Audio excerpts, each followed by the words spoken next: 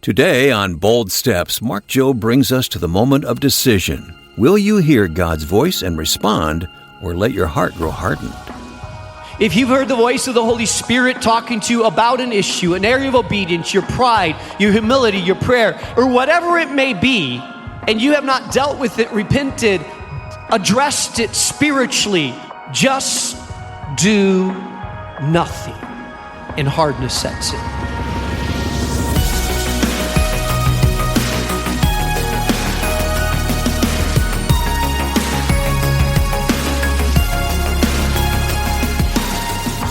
Welcome to Bold Steps with Mark Jobe, President of Moody Bible Institute and Senior Pastor of New Life Community Church in Chicago.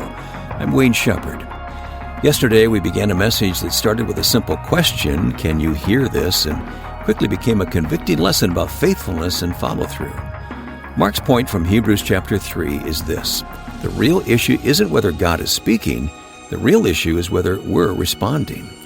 If you missed part 1, catch up anytime at boldsteps.org.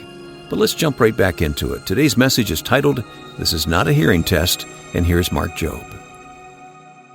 And the apostle says, if I or an angel from heaven would come and give you any other thing than already revealed, let him be accursed. Because Scripture is complete. However, what is he talking about if he's talking about the voice of God? He's talking about you have heard the Word, you have read the Word. Do you know that you can read the Word and not hear the voice of God? And that you can hear truth and understand truth and not necessarily hear the voice of God in that truth? Because what happens when we are exposed to the Word of God and truth is that the old King James says he quickens, makes alive. And you will be in an audience and hear the truth, and the same people will hear the word spoken, but God will quicken or make it alive certain parts of that message that God is saying, this is for you, directly, specifically for you. That's the quickening of the Word. The truth is there, the Word is there, but the Holy Spirit applies it to you, contextualize it to you. He knows your heart, your thoughts, your name, your story, the condition of your life. I was just preaching this past Sunday in the Oak Lawn area of Chicago.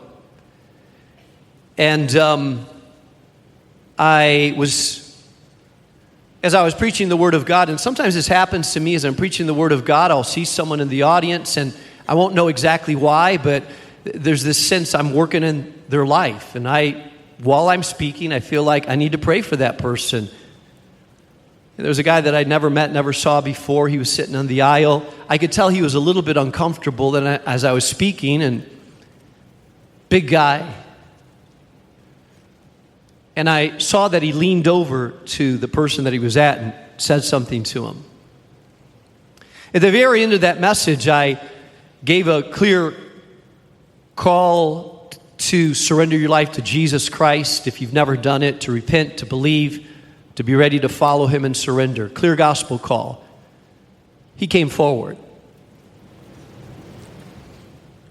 He told me when he looked up at me, he said, you know, I leaned over to my friend while you were preaching, and I said, did you tell him about me? And that's the way the Holy Spirit works. The Holy Spirit personalizes the Word to you because He loves you and He knows you. And the Bible says, today if you hear His voice, not just do you hear truth, but His voice and what God is speaking to you in that truth, saying specifically to you about this. Hebrews chapter 3 looks back at Israel's wilderness journey where they warned the believers that they heard God but did not trust and obey God. They had a decision to make, although they had heard clearly the voice of God. It wasn't that they had a hearing problem, it was that they had a response problem. And their wrong response led them to a long detour in the journey to the promised land. I believe that God on a regular basis and an ongoing way is speaking to everyone in this auditorium through His Word if we are listening to the Word of God, open the Word of God, study the Word of God, exposed to the preaching of the Word of God, there's echoes that linger in our soul, and the Holy Spirit takes that truth and begins to speak to us that truth. It's the application of that truth as He convicts us with truth. That's the Spirit of God speaking to our lives. And the question is, how do we respond to it? I remember as a second semester freshman sitting right over here in this area. And I remember sensing that my heart wasn't where it needed to be. I wasn't getting a lot from the chapels. I wasn't receiving a lot from my classes. And I was blaming other people on it. The environment, the people, the chapel. But it didn't seem like it was connecting with me. The speaker that got up and spoke in chapel, his name was George Verwer, founder of Operation Mobilization and a graduate from Moody. And he spoke about his own history and story of developing a critical spirit. And as he talked about a critical spirit that looks at those around you a little bit like, yeah, they're not quite where they need to be, and sees everything wrong in the environment, I realized that I had allowed a critical spirit to seep into my soul. I had come straight from northern Spain where everybody was a new believer and there was a fervency and a fire there. I was around a lot of people that were second, third generation Christians, and it was different, but I had started to this isn't as real, as authentic as I know, and I had started to develop a critical spirit, and I realized that my critical spirit was hindering me from receiving what God wanted to speak into my life. That the real problem wasn't the environment. The real problem was I had allowed something in my soul to make my heart resistant to the Word, resistant to impartation, resistant to what God was trying to speak into my life, that it wasn't out there, it was in here. Now, I had sensed that God was working on my heart, but I had resisted it, pushed it away, minimized it, excused it, blamed it, because I didn't really want to deal with it. But I remember in that chapel hearing those words and the Spirit of God pierced my heart. I remember bowing my head and people couldn't see around me, but tears flowed through my face. I realized I was grieving the Spirit of God. I realized that I needed to repent. Today, if you hear His voice, do not harden your hearts. It's not that I wasn't hearing. I was exposed to solid, good, biblical exegesis. I was hearing the Word, but I wasn't responding to the Word. Recognizing the voice is only the beginning, but what do we do next determines everything. And I want to remind you that secondly, don't wait, obey while it's fresh. Notice what the author of the Hebrews tells us in verse 8. He says, do not harden your hearts as in the rebellion on the day of testing in the wilderness when they put me to test. He seems to remind them that the pathway to hardness of the heart isn't rebellion necessarily. It's not a aggressive, God, I'm not going to listen to you. What it is a ignoring the voice that's been clear to us.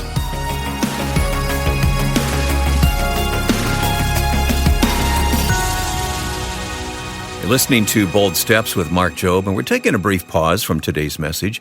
You know, one of the things that means the most to us, speaking of hearing, is hearing from you, our listeners. And Mark, we've got a message recently from a listener named Darlene. I think you're going to want to listen to this one, okay? All right. She says, I've listened to Bold Steps consistently for the past 5 years. As a result, I've learned what it means to take bold steps of faith to enhance my relationship with the Lord. She gets it, doesn't she? Mm-hmm. I also listen to Bold Steps Weekend because I so crave listening to Pastor Jobe as he explains the Word of God. I love my local church and pastor, but I consider Pastor Mark Jobe as my second pastor. He preaches the word like none other, and I often tell others about him. If I'm ever in Chicago, I will be visiting in person. I hope to shake his hand someday. Hey, Darlene, when you come by Chicago, please drop by. Yeah. I'd love to shake your hand. And we're so encouraged by people around the country that let us know that God has used Bold Steps at a certain time in their life. Sometimes it's just the word that they needed. Exactly. And we believe it's the Holy Spirit that's doing that.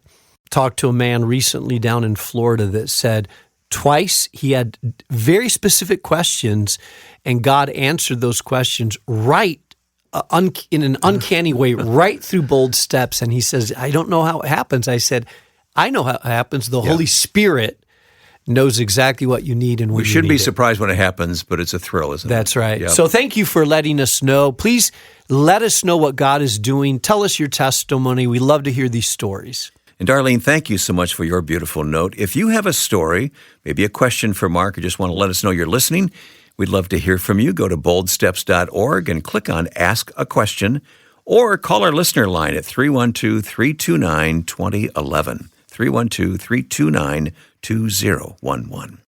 Now back to the conclusion of today's message. This is not a hearing test. Here's Mark Jobe.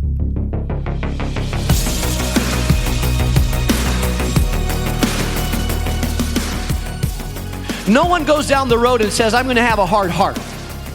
No one says, in 5 years from now, I'm going to deny Christianity and live my life however I want to live it. But too many do.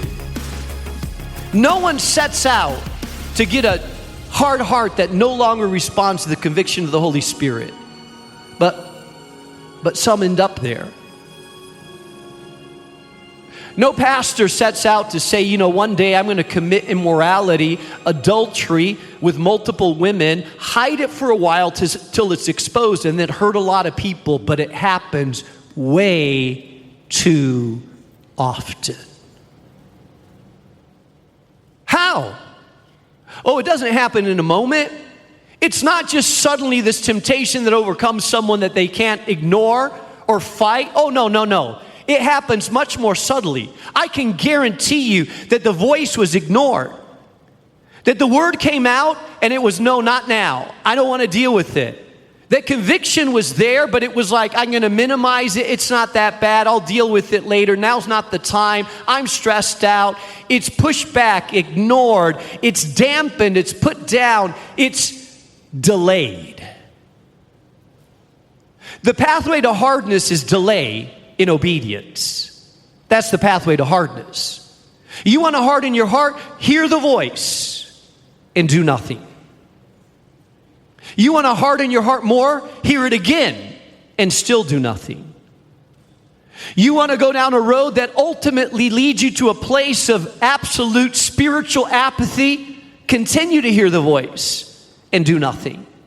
And I can guarantee you that your heart will steadily become harder.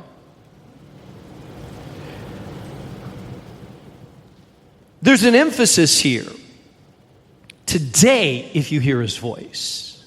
Today, if you hear his voice. Every ignored prompting makes the next one easier to ignore. That's the way it is because it's repeated resistance. Delayed obedience is disobedience because tomorrow is where conviction goes to die. When you keep saying no, oh, you don't have to raise your fist, you don't have to walk out, you don't have to put a mean face, you don't have to throw your Bible down. All you have to do is nothing. Just do nothing. When you feel the conviction about that porn issue, just do nothing. When your heart is bitter against that person and you feel the prompt to forgive, just do nothing. When you're convicted about the lie that you told, the truth that you manipulated, the Spirit of God is saying, hey, you're a person of truth. You know what? Just do nothing. When you cross lines with the person that you're dating, and both of you know it, you know what? Just do nothing. And as you just do nothing, your heart grows slowly harder, increasingly resistant, less responsive, unable to hear. It's the pathway to hardness. Just do nothing. My fear a bit in a place like this is that you're exposed to so much truth on an ongoing basis. You're in classes that you're hearing truth, in chapel several times a week. You go to your ministries and your churches, and there's so much truth that you're getting. My fear is that you put it in the box of just, well, it's just that. It's truth. That there's so much truth coming in your direction, so many things that the Spirit of God is speaking, that you would just sort of intellectualize it, but detach it somehow from what God is speaking to you. I'm not talking about just sorting through all the truth that's there. I'm asking this question: do you hear the voice in the truth? The voice is personal, it's to you, it's convicting, and it typically demands action. Today, if you hear his voice. I don't know what that voice says, but it leads you to obedience. It's always in sync with the Word of God. Early on in my ministry, I started pastoring when I was 21 years old. And I was probably about 22 years old. I was ministering, talking to people, doing counseling. And I started to realize that there's certain people that have a lot of issues. And really felt like the pastor's the only one to solve their issues.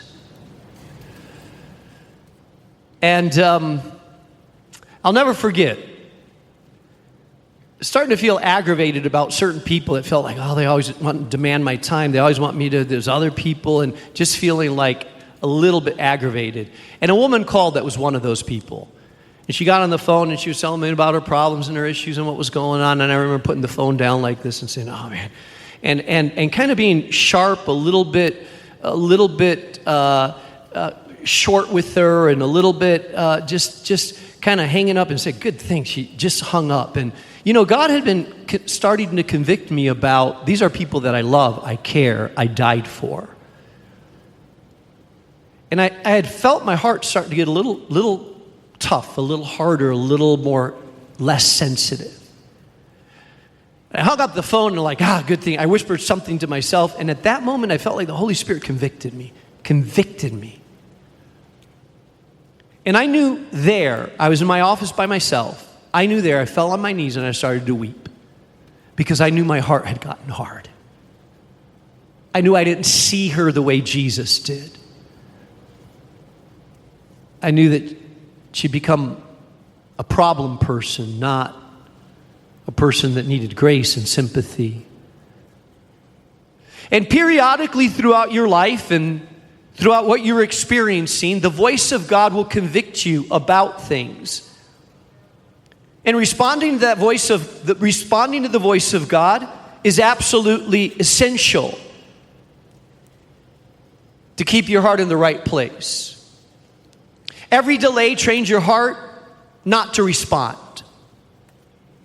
If you've heard the voice of the Holy Spirit talking to you about an issue, an area of obedience, your pride, your humility, your prayer, your roommate, something that you need to deal with, your integrity, your thought life, or whatever it may be, and you have not dealt with it, repented, addressed it spiritually right before God, then I can guarantee you, if your proclivity is to hide it, minimize it, blame others, excuse it, say this is a stressful time, it's all because it'll get better later on, but right now I don't have time. If that's your proclivity, I can tell you it will only get worse.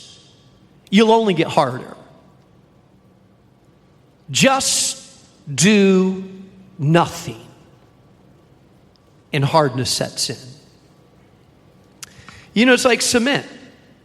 All you have to do is let the cement set there. Just do nothing. And the cement gets harder and harder and harder until it's no longer impressionable because it just did nothing. Verse 12 says, "Take care, brothers, lest there be in any of you an evil, unbelieving heart, leading you to fall away from the living God. But exhort one another every day, as long as it's called today." It feels a little bit non-practical, but exhort one another every day, as long as it's still called today. Notice the today. The other thing that he's telling us here is that you can't do this alone. You can't do it in isolation. You need other people around you that are encouraging you with truth, that see it, that call it out.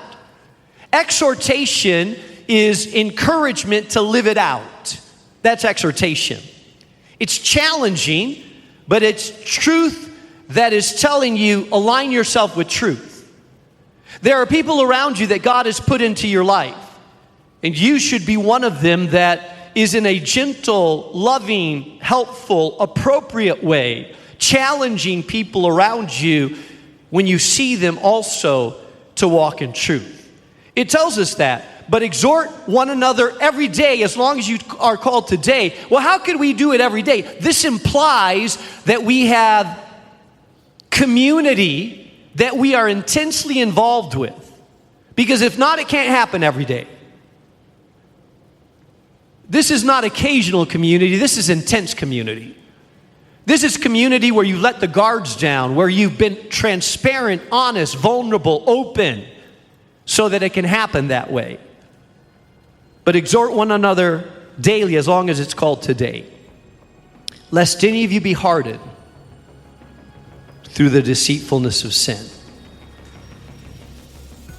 I believe that isolation accelerates hardening, and encouragement is spiritual oxygen. So today, if you hear his voice, do not harden your hearts.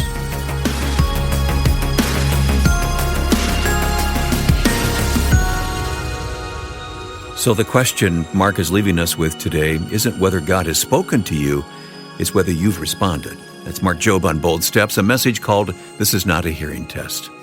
Mark, for that listener who's been sensing God nudging them about something that keeps getting postponed, what would you say to them right now?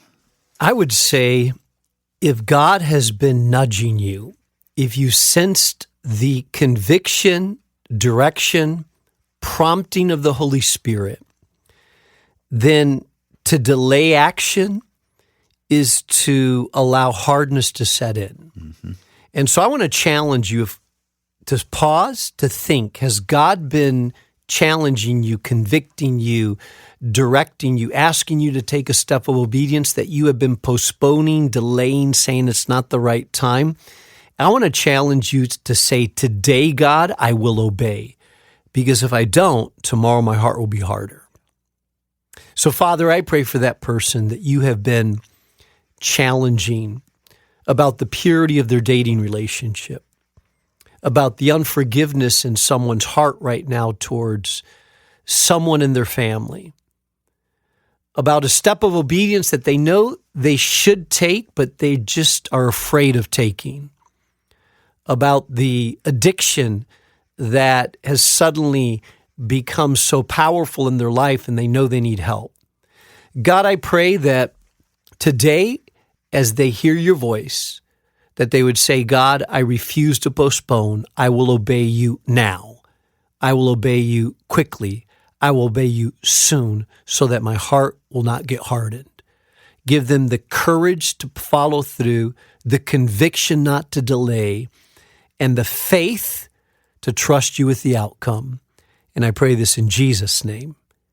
Amen. Amen. And Mark, we have an extra special Bold Step gift this month that really can help fulfill that prayer that you just prayed for us, really. It's called Tenacious.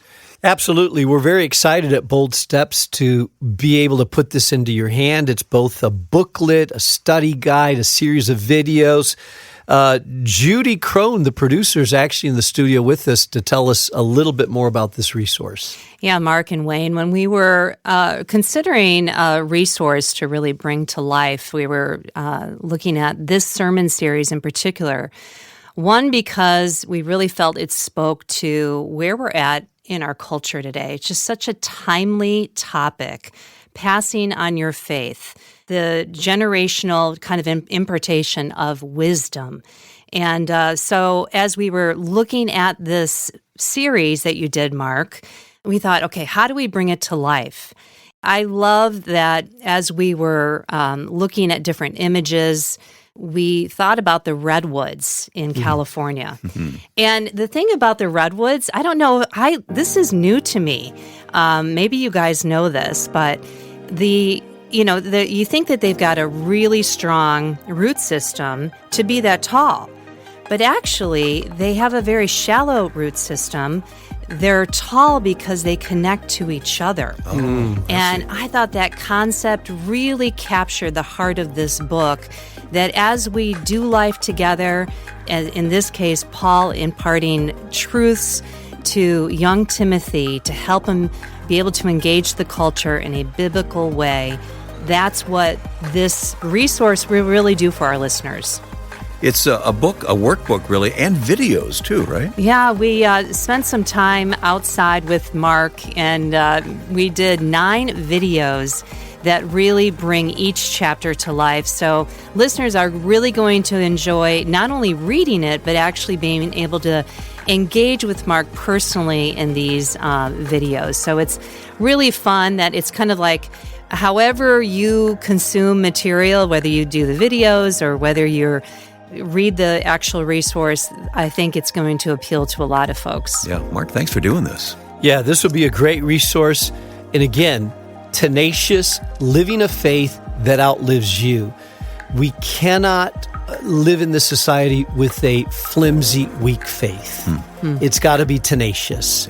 And that's what Paul tells Timothy. And so if you're trying to mentor a son, a daughter, if you want to strengthen your own self to be able to survive in this challenging world, then this resource is for you, tenacious, living a faith that outlives you. Judy, I'll tell everybody how to get it in a moment, but thank you for your part in putting this together. Oh, you're welcome. You know, it's really a privilege. I consider it kind of a sacred opportunity to step into this rich sermon material of Mark's and bring it to life for our listeners. Wonderful. Beyond the radio. So I hope you get a copy of this. I know you're really going to be blessed by it.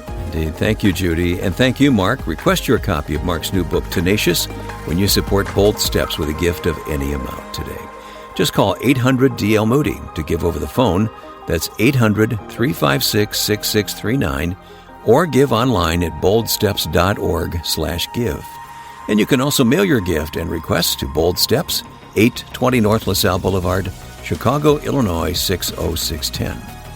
And to make sure you never miss a message, download the Bold Steps app for free. All of Mark's programs and full-length series, along with so much more, right in your pocket. Search for the Bold Steps app in your app store today. I'm Wayne Shepherd. We'll see you tomorrow when we start a brand new message called Are You Ready for a New Season? We'll see that a spiritual change of seasons actually requires a little preparation on our end. It's more than just a passive waiting, so be sure to listen and learn more Thursday right here on Bold Steps with Mark Jobe. Bold Steps is a production of Moody Radio, a ministry of Moody Bible Institute.